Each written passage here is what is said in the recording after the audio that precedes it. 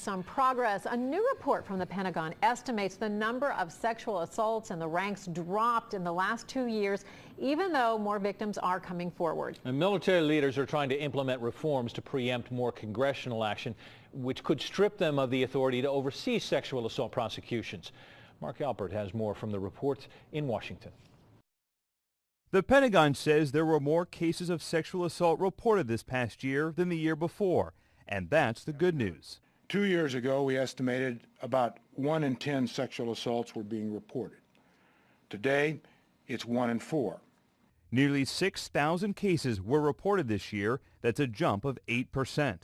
Because more survivors participated in the justice system than ever before, we've been able to hold more perpetrators accountable.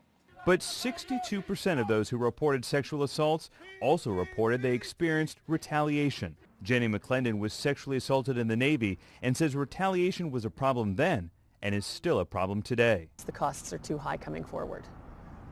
Because service members feel as though they could ruin their career? They could, and in many cases will ruin their career.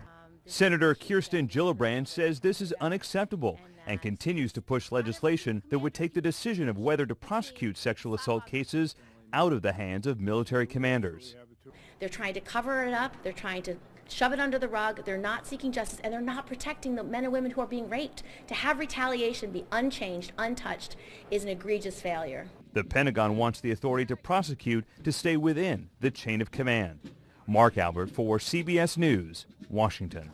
And Secretary Hagel says that the Pentagon is creating new procedures to end professional and social retaliation.